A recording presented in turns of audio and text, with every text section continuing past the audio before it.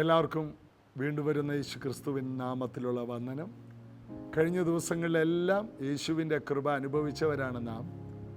മറിയക്കും നോഹയ്ക്കും ലഭിച്ച കൃപയെക്കുറിച്ചാണ് ബൈബിളിൽ എടുത്തു പറഞ്ഞിരിക്കുന്ന വാക്യങ്ങൾ. എന്നാൽ വാസ്തവത്തിൽ മറിയയ്ക്കും നോഹയ്ക്കും മാത്രമല്ല കൃപ ലഭിച്ചത്.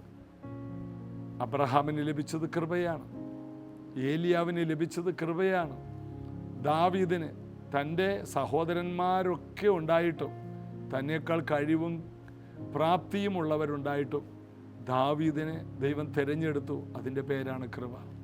അർഹതയില്ല, പ്രാപ്തിയില്ല, എന്നിട്ടും ദൈവം അവിടെ കൊണ്ടുവന്ന് നിർത്തി. അതിൻ്റെ പേരാണ് കൃപ. ഒരു യോഗ്യതയില്ല, അതാണ് നമ്മുടെ യോഗ്യത. എന്നും ഒരു ദൈവ പൈതൽ അറിയണം, നമ്മുടെ യോഗ്യതയെന്ന് പറയുന്നത് ദൈവസന്നിധിയിൽ നമുക്കൊരു യോഗ്യതയും ഇല്ല എന്നുള്ളതാണ്. അതിനെ പറയുന്ന മറ്റൊരു പേരാണ് കൃപ. അതുകൊണ്ട് ദൈവസന്നിധി വരുമ്പോൾ നാം തലവണക്കാനും മുഴങ്കാൽ മടക്കാനും കൈകൾ കൂപ്പാനും കരയാനും തന്നെത്താൻ താഴ്ത്തുവാനും ഒക്കെ കാരണം ഈ ഒരു ബോധ്യമാണ്. ദൈവസന്നിധിയിൽ വരുമ്പോൾ ഞാനൊന്നുമല്ല എന്നുള്ളൊരു ചിത്രം നമുക്കുണ്ടാകണം. ഞാനൊരിക്കൽ ദേവാലയങ്ങൾ പണിയുന്ന ഒരു എഞ്ചിനീയറിനോട് ചോദിച്ചു, ഈ പള്ളികൾ എന്തിനാണ് ഇത്രയും ഉയരത്തിൽ വെക്കുന്നത്? അദ്ദേഹം പറയുന്നത്, പള്ളിയിൽ വരുമ്പോൾ പള്ളിയുടെ വലിപ്പത്തിൽ, ആ വലിപ്പത്തിനകത്ത് വന്നിരിക്കുമ്പോൾ ഇരിക്കുന്നവർക്ക് തങ്ങളൊന്നുമല്ലെന്നൊരു ചിന്ത വരണം. അത് തന്നെയാണോ എന്ന് എനിക്കറിയില്ല. എങ്കിലും അദ്ദേഹം പറഞ്ഞൊരു കാര്യമാണ്, വലിയ പള്ളിക്കകത്ത് കയറുമ്പോൾ കയറുന്നവർക്ക് അറിയാൻ കഴിയണം, ഞാൻ ദൈവത്തിൻ്റെ മുമ്പാകെ ഒന്നുമില്ല. എന്തുമാകട്ടെ, ഇതുപോലെ ദൈവത്തിൻ്റെ അടുക്കൽ വരുമ്പോൾ നാം വിനയപ്പെടണം, നന്ദി പറയണം. കഴിയുമെങ്കിൽ താഴെ ഇരുന്ന് പ്രാർത്ഥിക്കുന്നത് നമ്മുടെ വിധേയത്വമാണ്. താഴെ ഇരിക്കാൻ കഴിയുന്നില്ലെങ്കിൽ നമുക്ക് കസേരയിലോ കട്ടിലോ ഇരിക്കാം. അത് നമ്മുടെ ആരോഗ്യവും സാഹചര്യവും അനുസരിച്ച് ചെയ്യാം. എന്നാൽ ദൈവസന്നിധിയിൽ വിധേയത്വത്തിൻ്റെയും വിനയത്തിൻ്റെയും എന്തെല്ലാം കാര്യങ്ങൾ ചെയ്യാമോ അത് നമുക്ക് ചെയ്യാൻ കഴിയുന്നത് നമുക്കൊരു ബ്ലെസ്സിങ്ങാണ്. അതുകൊണ്ടാണ് സ്വർഗത്തിലും ഭൂമിയിലും സകല കുടുംബത്തിനും പേര് വരുവാൻ കാരണഭൂതനായ ദൈവത്തിൻ്റെ മുൻപിൽ ഞാൻ മുട്ടുകുത്തുന്നു എന്നാണ് പൗലോസ് അപ്പോസ്തലൻ പറയുന്നത്.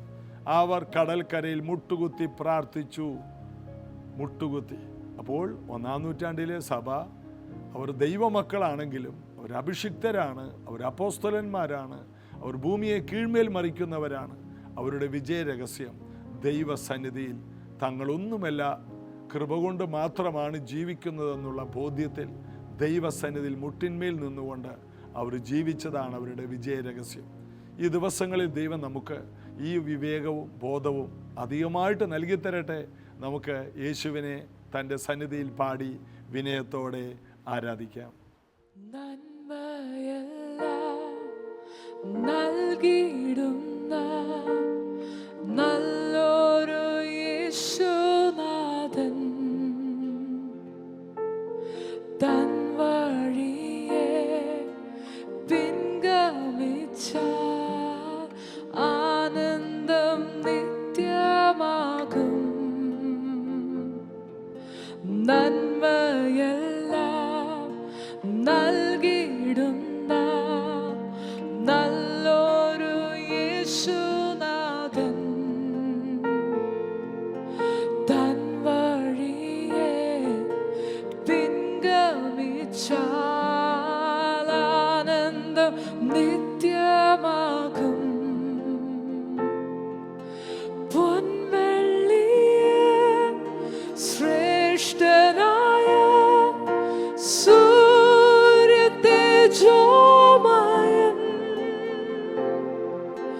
വെണ്മവസ്ത്രധാരിയായ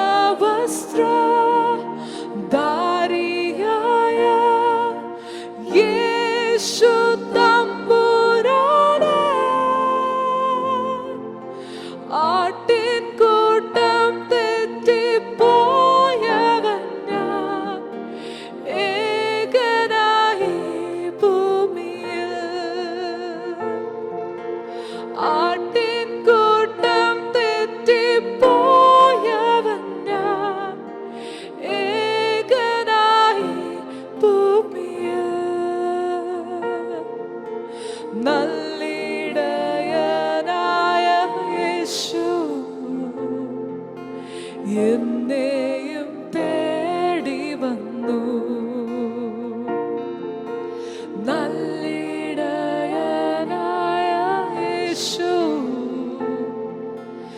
എന്നെയും തേടി വന്നു.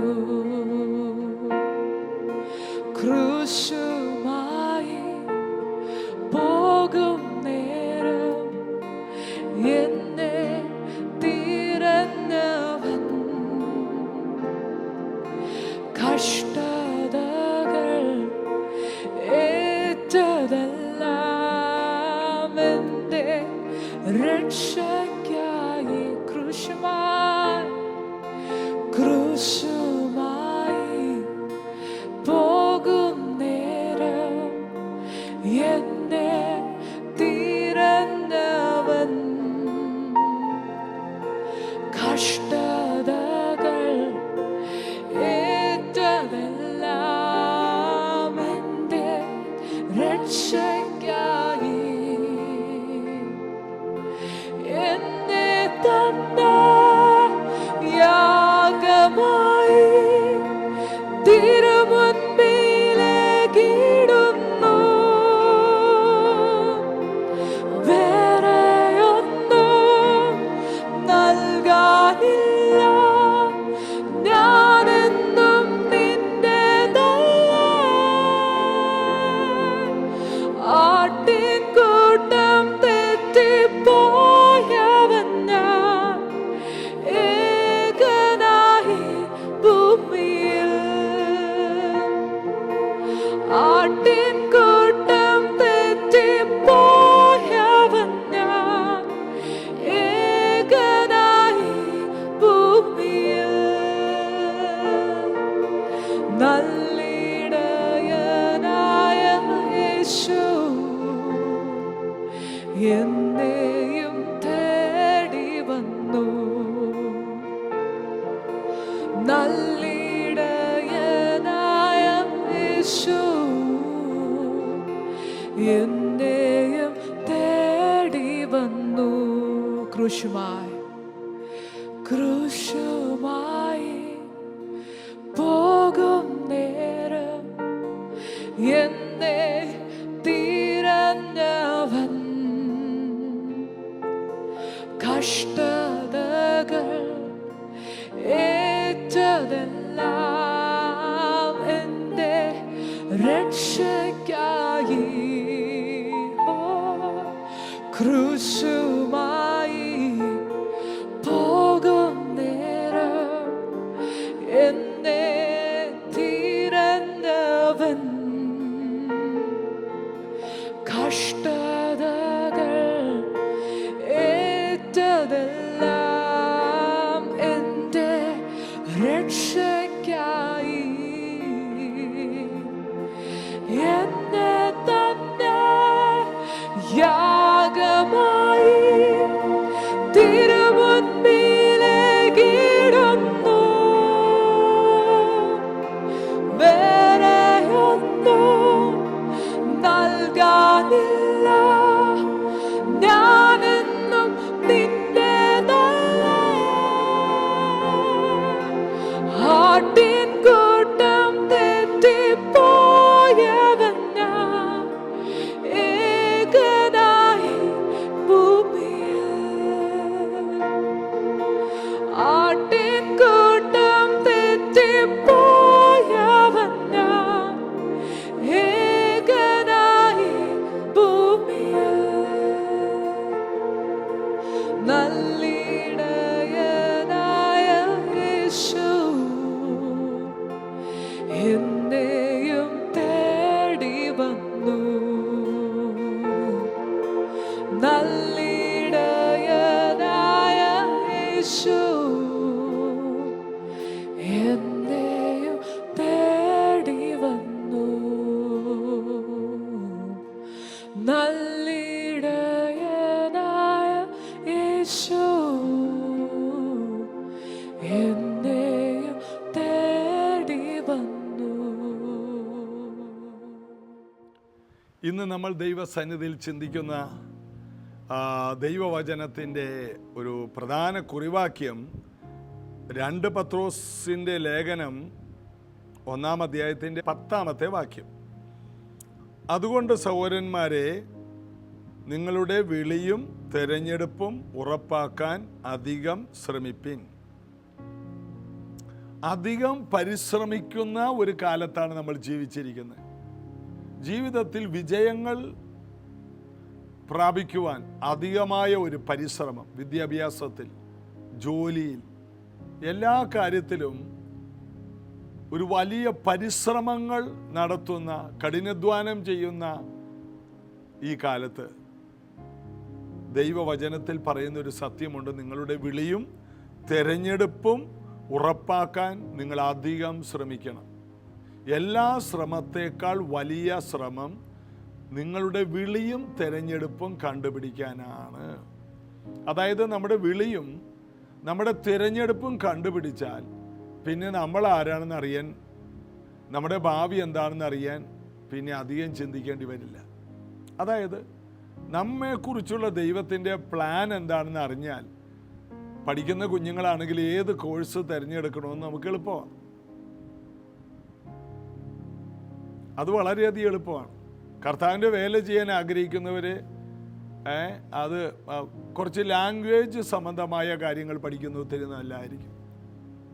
വിളി അറിഞ്ഞാൽ മാത്രമാണ്, ഞാൻ ദൈവവേലക്കുള്ളതാണെന്ന് അറിഞ്ഞാൽ ആ നിലയിൽ BA, MA, ലിറ്ററേച്ചർ, ഇംഗ്ലീഷ്, അപ്പം ഇങ്ങനെയൊക്കെ പോകുമ്പോൾ നമുക്ക് ദൈവവചനം പ്രസംഗിക്കുവാനും നല്ല ഭാഷകൾ കിട്ടാനും ഒക്കെയും ഭാവിയിലൊരു പുസ്തകം എഴുതാനും ഇതെല്ലാം നമുക്ക് പ്രയോജനപ്പെടും.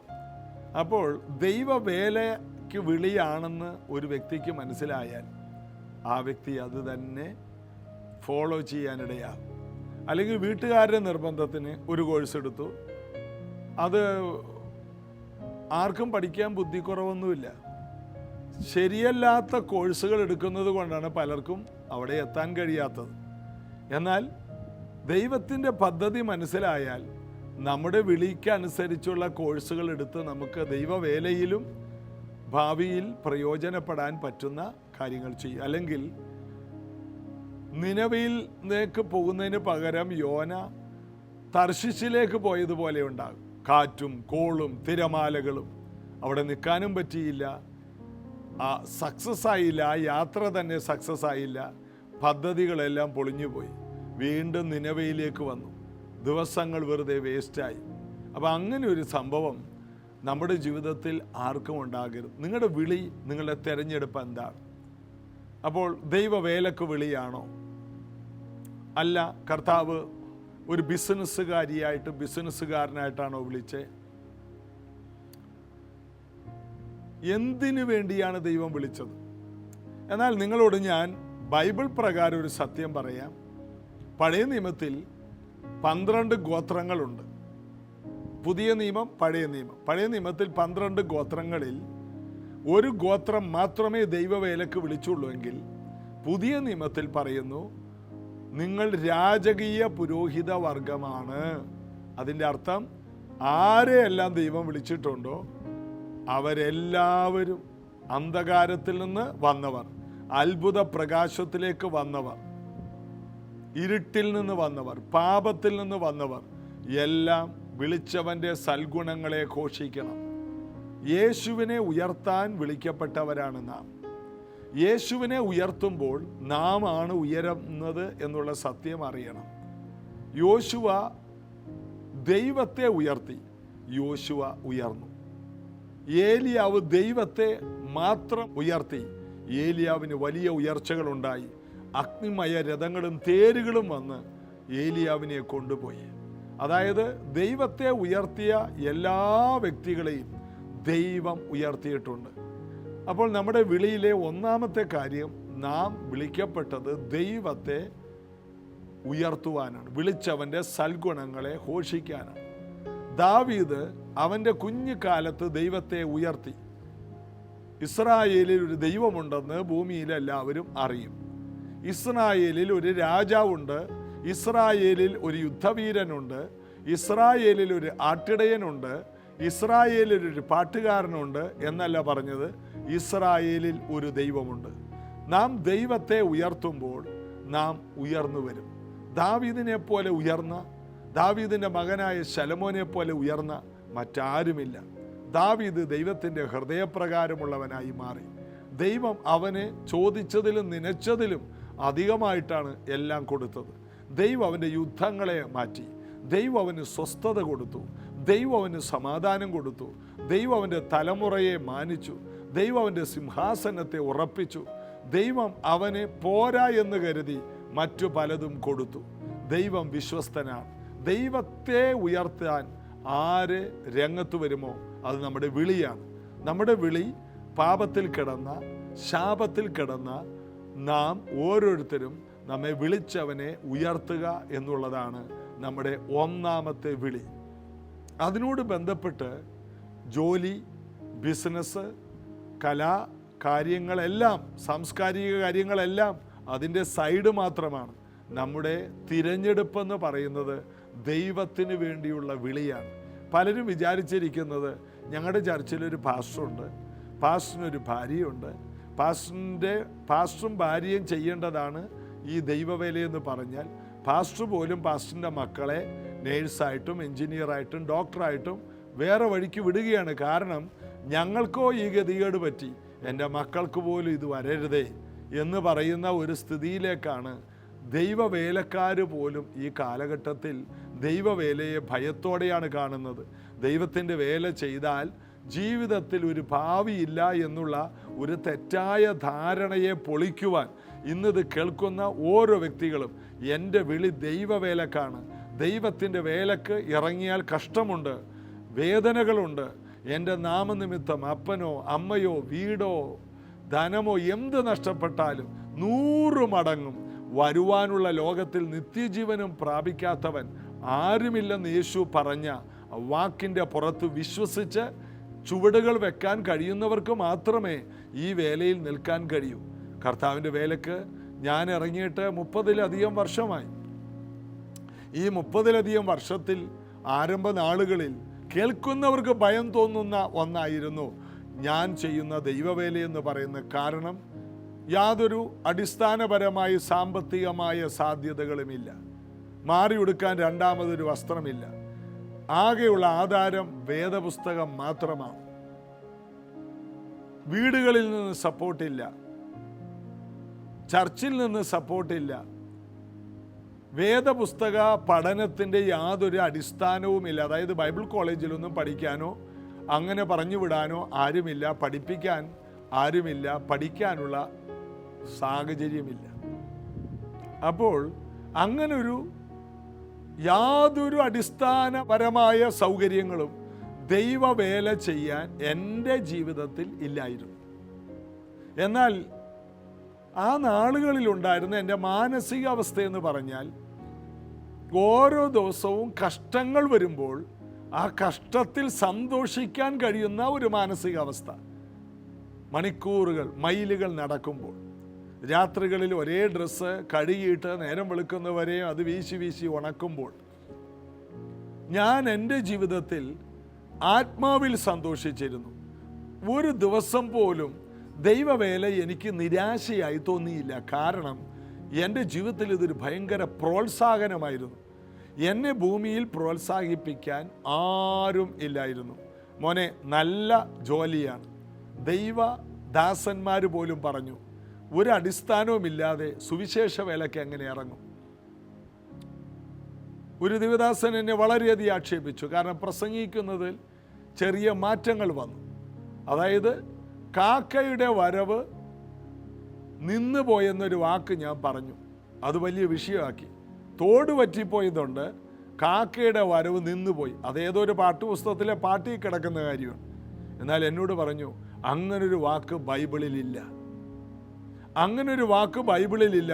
അപ്പം ഞാൻ പേടിച്ചുപോയി. കാരണം വള്ളിയോ പുള്ളിയോ മാറാത്ത വചനത്തിൽ നിന്ന് അത് മാറാൻ പാടില്ല. ഇപ്പോഴല്ലേ മനസ്സിലായത്, നമ്മൾ അക്ഷരത്തിൻ്റെ ശുശ്രൂഷക്കാരല്ല, ദൈവം ഹൃദയങ്ങളെ പണിയുന്നവനാണ്. അന്നതറിയില്ല, ഞാൻ പേടിച്ചുപോയി. എന്നോട് പറഞ്ഞു, വിവരക്കേടാണ്, എവിടെയെങ്കിലും പോയി പഠിക്ക്, അറിവുള്ളവനാക്, ജ്ഞാനം വേണം, എന്നെ നോക്ക്, ഞാൻ പഠിച്ചയാളാണ്, ഞാൻ പഠിപ്പിക്കുന്നയാളാണ്. കാലങ്ങൾ കഴിഞ്ഞപ്പോൾ ദൈവം എന്നെയും കുറച്ച് കളഞ്ഞില്ല. ആ പഠിച്ചവൻ്റെയും പഠിപ്പിച്ചവരുടെയും ഒക്കെ മുൻപിൽ ഒപ്പത്തിനൊപ്പം ഇരിക്കാൻ പറ്റിയ ഒരു മാന്യതയിലേക്ക് ദൈവം എന്നെ വളർത്തി. അതായത് നമ്മുടെ അറിവോ നമ്മുടെ കഴിവോ ഒന്നുമല്ല, നമ്മുടെ അകത്തൊരു ഡിസയർ, ഒരു വലിയ ആഗ്രഹം കർത്താവ് ഇട്ട് തരും. ദൈവത്തെ സേവിക്കാൻ ആഗ്രഹമുള്ള പലരും ഇന്ന് മടിച്ച് മാറുന്നതിൻ്റെ കാരണം വിദ്യാഭ്യാസം പോലും ദൈവവേലയോട് ബന്ധപ്പെടാത്ത, ദൈവവേലയോട് വളരെ അകന്നു പോകുന്ന സബ്ജക്റ്റുകൾ എടുത്ത് പഠിച്ചു മാറുന്നതിൻ്റെയൊക്കെ കാരണം ഈ വേലയിൽ നിന്നാൽ ഭാവിയില്ല എന്ന ഒരു തെറ്റായ ചിന്തയാണ്. എന്നാൽ ദൈവം ഒരാളെ തിരഞ്ഞ് എടുത്തു. അതാണ് തിരഞ്ഞെടുപ്പ്. നിന്റെ വിളിയും തിരഞ്ഞെടുപ്പും അധികം ഉറപ്പാക്കണം. വിളി, ദൈവം വിളിച്ചു. പിതാവ് ആകർഷിക്കാതെ, വിളിക്കാതെ പുത്രൻ്റെ അടുക്കൽ വരാൻ കഴിയില്ല. അപ്പോൾ പൗലോസിനെ ദൈവം എങ്ങനെയാ വിളിച്ചത്?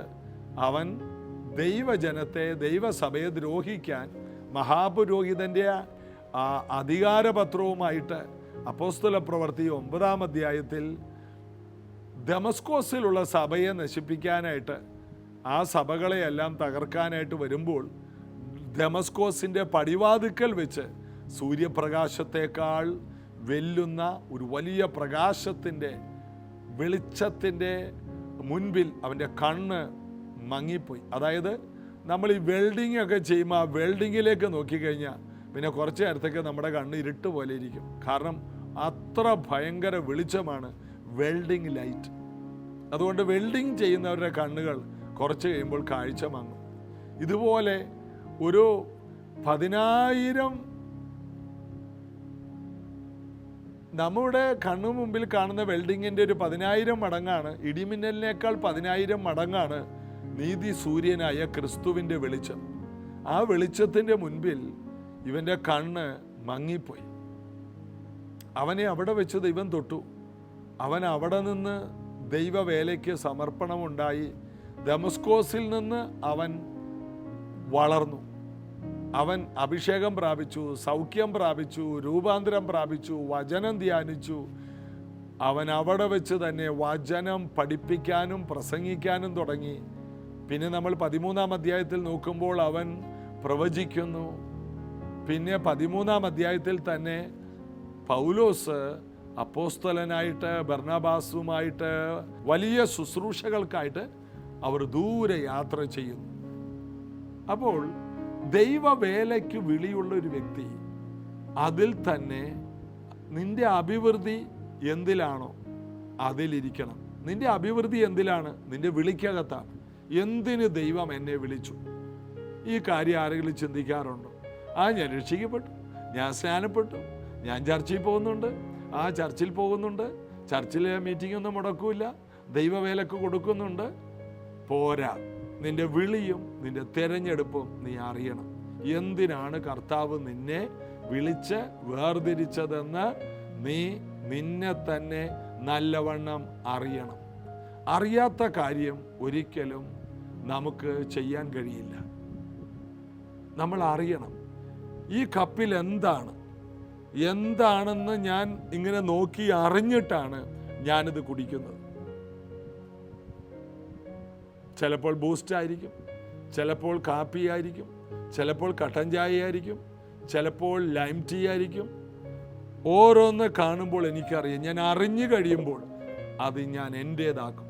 അറിയാതെ നമുക്കൊരു കാര്യം സ്വന്തമാക്കാൻ കഴിയില്ല. അതുകൊണ്ട് അറിയണം, നമ്മുടെ വിളി അറിയണം.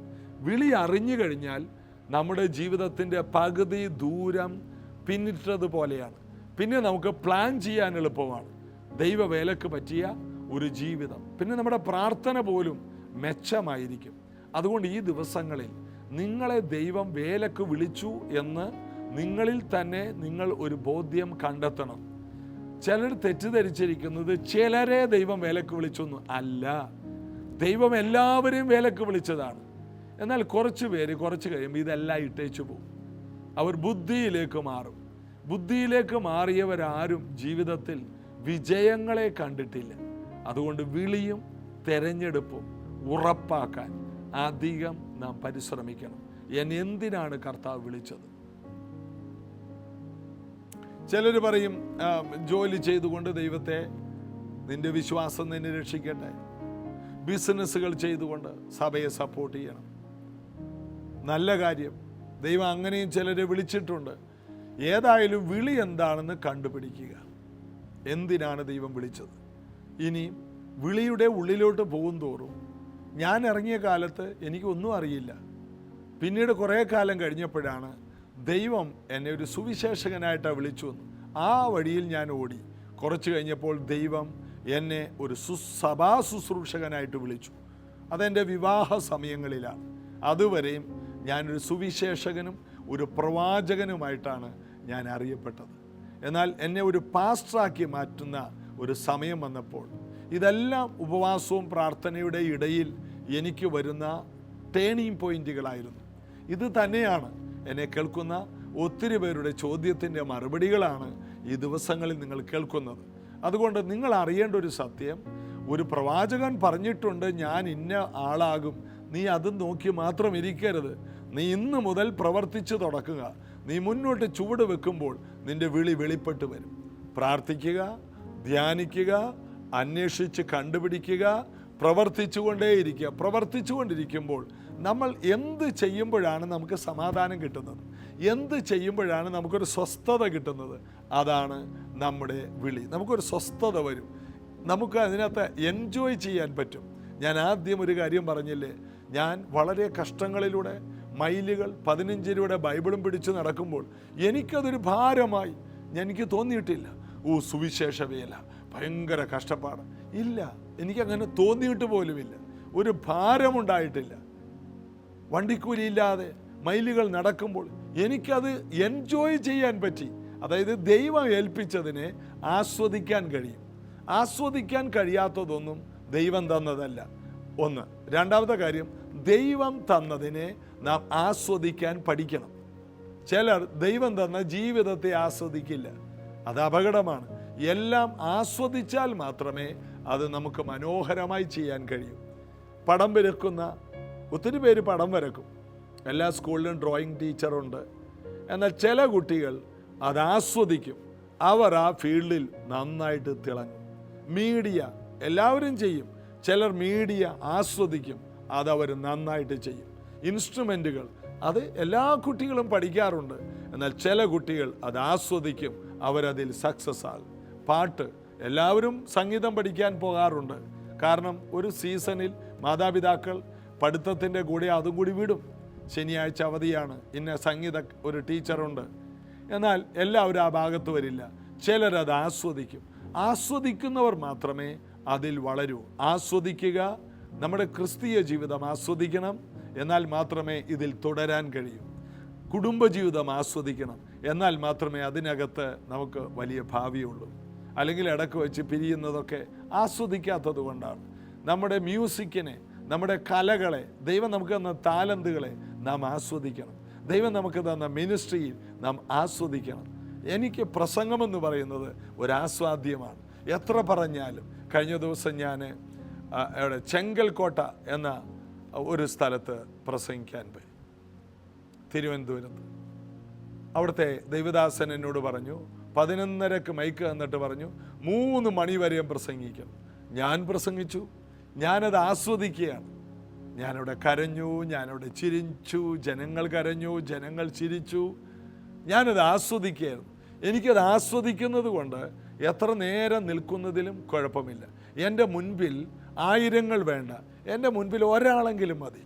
എനിക്കിത് ആസ്വദിക്കാൻ കഴിയുന്നുണ്ട്. ഞാൻ ചെയ്യുന്ന ശുശ്രൂഷ ആസ്വദിക്കുന്നത് കൊണ്ട് എൻ്റെ ജീവിതത്തിൽ ഈ ജീവിതം തുടരുന്നതിൽ ഞാൻ വളരെയധികം ആനന്ദിക്കുന്നു. നിങ്ങളുടെ വിളിയും നിങ്ങളുടെ തെരഞ്ഞെടുപ്പും അധികം ഉറപ്പാക്കാൻ ശ്രമിക്കണം. പ്രാർത്ഥിക്കാം. ഇന്ന് ആരെങ്കിലും എന്ത് ചെയ്യണമെന്ന് അറിയുന്നില്ലെങ്കിൽ നിങ്ങൾ ആസ്വദിക്കുന്നതാണ് നിങ്ങളുടെ ഭാവി. നിങ്ങളിൽ സ്വസ്ഥത തരുന്നതാണ് നിങ്ങളുടെ ഭാവി. ദൈവവേലയിൽ നിങ്ങൾക്ക് സ്വസ്ഥതയുണ്ടെങ്കിൽ, നിങ്ങളത് ആസ്വദിക്കുന്നുണ്ടെങ്കിൽ, നിങ്ങൾ അതിലൂടെ മുന്നോട്ട് പോവുക. ദൈവം വലിയ അനുഗ്രഹങ്ങൾ നിങ്ങൾക്ക് തരും. പ്രാർത്ഥിക്കാം. യേശുവിൻ നാമത്തിൽ ഇന്ന് കേട്ട ഓരോ വ്യക്തികളും അവരുടെ വിളിയും തെരഞ്ഞെടുപ്പും എന്താണെന്ന് ജീവിതത്തിലെ ഓരോ ചുവടിലൂടെ മനസ്സിലാക്കി അവരുടെ വിളിക്കൊത്തവണ്ണം അവർ ജീവിതത്തെ തിരിക്കുവാൻ ഞാൻ അവരെ അനുഗ്രഹിക്കുന്നു. കർത്താവേ, ആ വിളിയുടെ അഭിഷേകം അവരുടെ മേലുണ്ടല്ലോ. ആ വിളിയുടെ അഭിഷേകത്തിൽ നിന്നുകൊണ്ട് പ്രവർത്തിച്ച് അവരെക്കുറിച്ച് അങ്ങ് ഈ ഭൂമിയിൽ പദ്ധതിയിട്ടിരിക്കുന്നതിൽ മാത്രം അവർ നിൽക്കുവാൻ, അതിൽ വിജയം കൈവരിപ്പാൻ, അതിൽ ആസ്വദിപ്പാൻ ഈ മക്കൾക്ക് പ്രാപ്തി കൊടുക്കണമേ. വെറും ഒരു കുടുംബിനിയായി തീരാതെ ഒരു ദെബോരയെ പോലെ വീട്ടമ്മയായിരിക്കുമ്പോൾ തന്നെ ശക്തയായ ഒരു ദൈവദാസിയായി മാറിയതുപോലെ കർത്താവായ യേശുവിൻ്റെ നാമത്തിൽ ഈ സഹോദരിമാർ അവരുടെ വിളിയിലേക്ക് വരട്ടെ.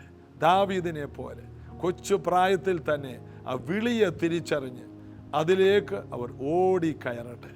എല്ലാ രീതിയിലും ഈ കുടുംബങ്ങളിൽ വലിയ സംതൃപ്തിയും വലിയ ആനന്ദവും അവരുടെ വിളിയിൽ, അവരുടെ ശുശ്രൂഷയിൽ അവർ ആസ്വദിക്കട്ടെ.